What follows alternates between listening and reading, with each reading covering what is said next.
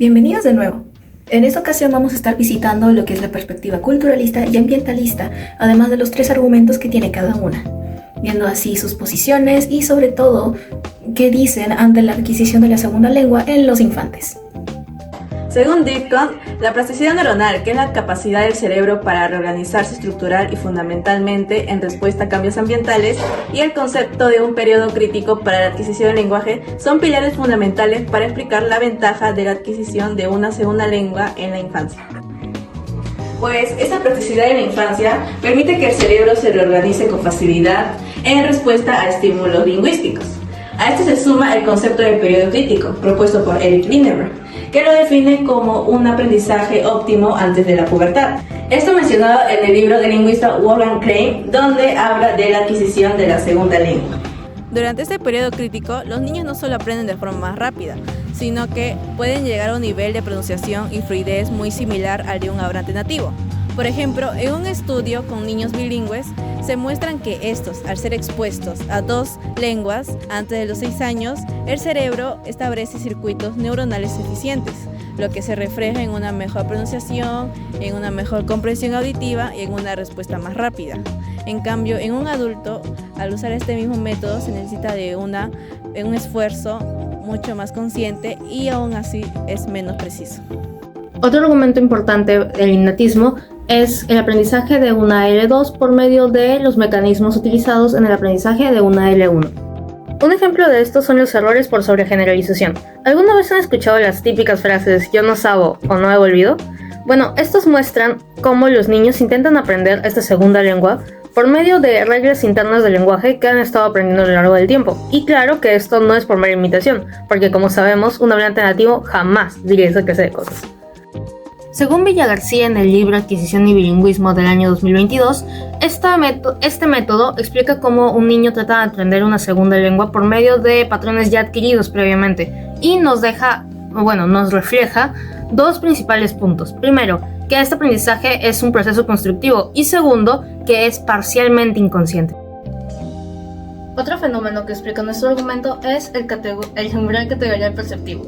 Esto explica cómo los niños, cuando buscan aprender una L2, filtran los sonidos de esta nueva lengua para hacerlos similares a los sonidos o la fonética de su lengua materna. De esta manera toman préstamos. Majo, ¿a qué te refieres con préstamos? Déjame me explico.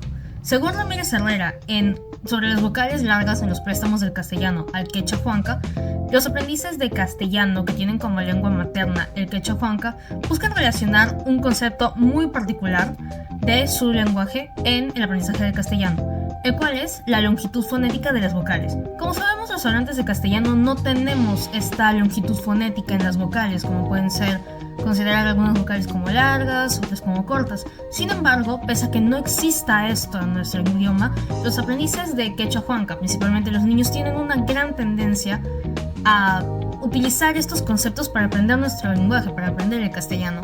Y claro que esto genera un tipo de interferencia fonética, pero también es un fenómeno muy interesante. En general, el enfoque innatista destaca que el lenguaje emerge de forma espontánea si se estimula adecuadamente. Cervera y Pretel Manso explican que el niño necesita interacción para activar su potencial lingüístico y actividades como los juegos o la lectura compartida, que no solo exploran el vocabulario, sino también la construcción de estructuras gramaticales complejas. Por tanto, el aprendizaje de la segunda lengua no depende solo de la enseñanza, sino de la activación de esta capacidad natural. Ahora analizaremos el segundo enfoque, llamado culturalismo, o también conocido como empirismo. Esta perspectiva afirma que el entorno social y educativo son los responsables en la adquisición o aprendizaje de una segunda lengua. En otras palabras, no se nace sabiendo una segunda lengua, más bien mediante una constante práctica se va desarrollando, ya sea mediante exposiciones, repeticiones e interacciones, que es lo más importante. Por ende, veremos 3 puntos claves que defienden esta perspectiva. ¡Exacto! Y uno de los pilares de esta teoría es el entorno familiar. Kleimenchuk afirma que las rutinas cotidianas en el hogar, como el hablar con los hijos, leer cuentos o describir lo que se hace, son las que construyen el andamiaje del aprendizaje lingüístico. Además, el vínculo emocional y la seguridad afectiva que se genera en casa, incentivando al niño a participar, a hacer preguntas y expresarse sin miedo al error. También el entorno escolar representa un espacio clave fundamental para que el niño o niña desarrolle una segunda lengua. Por un lado, los profesores, mediante canciones o actividades recreativas, impulsan este desarrollo. Pero siendo más específicos, podemos decir que los niños y niñas aprenden una segunda lengua al repetir constantemente estas canciones ya mencionadas. Por ejemplo, si a un niño tú le haces escuchar una canción de los 90 o tal vez de tu artista favorito, entonces este niño primero va a reconocer el ritmo, los sonidos y finalmente las palabras. Es ahí donde entra el docente, en donde en primer lugar le enseñará a pronunciarlas y posteriormente a escribirlas. Por otro lado, los autores Pretzel Manso y Mejías García afirman que la motivación es otro factor importante a tener en cuenta. ¿A qué me refiero con motivación? Pues muchos sabemos que para algunos el idioma se les da y a otros no se les da. Y esto no se debe a algo innato ni nada por el estilo. Es simplemente un hecho de gusto o motivación que impulsa al niño a aprender una segunda lengua. Por ende, podemos decir que el entorno escolar es fundamental y juega un papel muy importante en la adquisición de una segunda lengua. Existen diferentes métodos para enseñar la segunda lengua, donde aquellas que activan diferentes sentidos han resultado ser especialmente efectivas, mejorando así la memoria a largo plazo. Esto según Noguchi. No solo ello. Ante los métodos pedagógicos, Reda y Wilburn mencionan 4 factores importantes, esto siendo la espontaneidad, la producción, la comprensión y sobre todo el juicio. El método de respuesta física total, o también conocido como Total Physical Response, es un método que implica que los niños reciban una instrucción y den como respuesta una acción. Esto va de la mano con la prioridad que se tiene a la comprensión de la segunda lengua más que la capacidad que tengan de una producción verbal, lo cual del mismo modo se relaciona con la forma en la que los infantes aprenden su lengua materna. El uso de ritmos y canciones se ha mostrado como un método altamente eficaz en lo que se relaciona a la adquisición de la segunda lengua en los infantes. Esto se debe principalmente a la mezcla entre el ritmo, la repetición y la melodía, lo cual garantiza una mayor facilidad en lo que es la memorización y sobre todo la pronunciación de algunas palabras que al principio pueden ser complicadas para los más pequeños.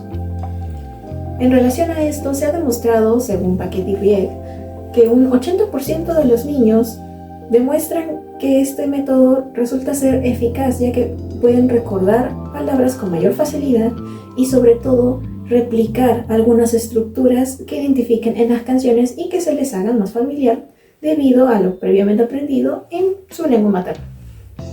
Relacionado a la perspectiva de Skinner, tenemos los métodos de manipulación, los cuales son un tanto autoexplicativos. Básicamente consiste en aprovechar la tendencia que tienen los más pequeños debido a la temprana etapa de desarrollo tanto físicamente como mentalmente, a querer descubrir y comprender tanto objetos, sentimientos, valores o incluso morales. Se pueden dar esos casos. Todo ello en una segunda lengua.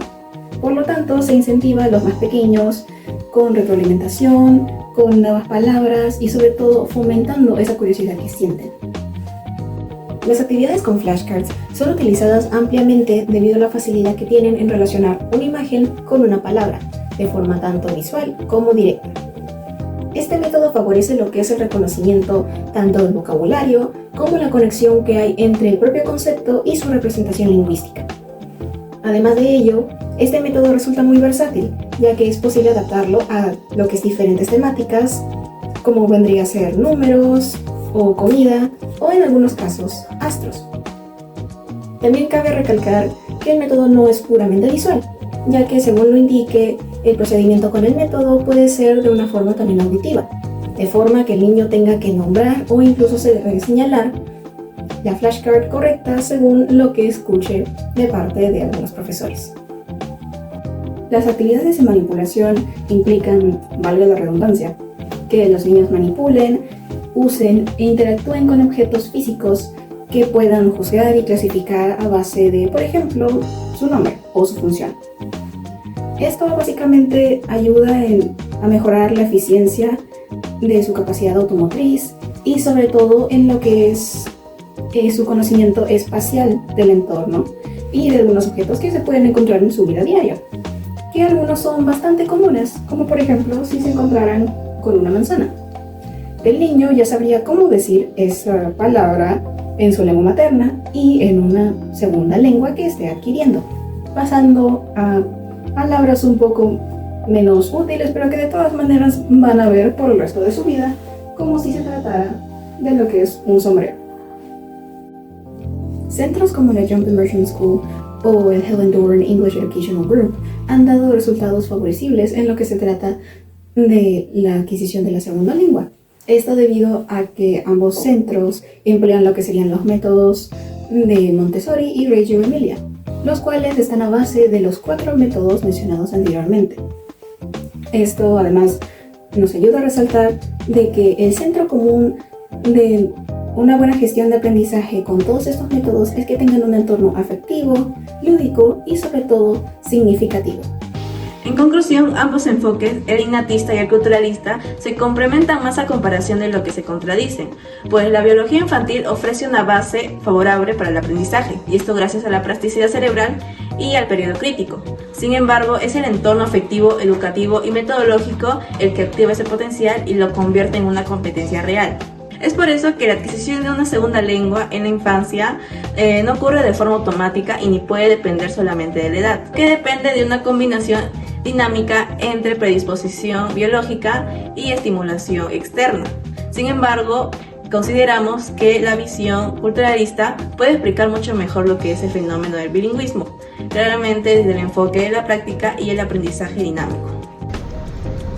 Si bien nuestra investigación busca abordar ambos lados, tanto el innatista como el culturalista, consideramos que este segundo es mejor para explicar el fenómeno, principalmente por el gran prestigio y la capacidad que tienen centros bilingües para enseñar esta segunda lengua con metodología lúdica.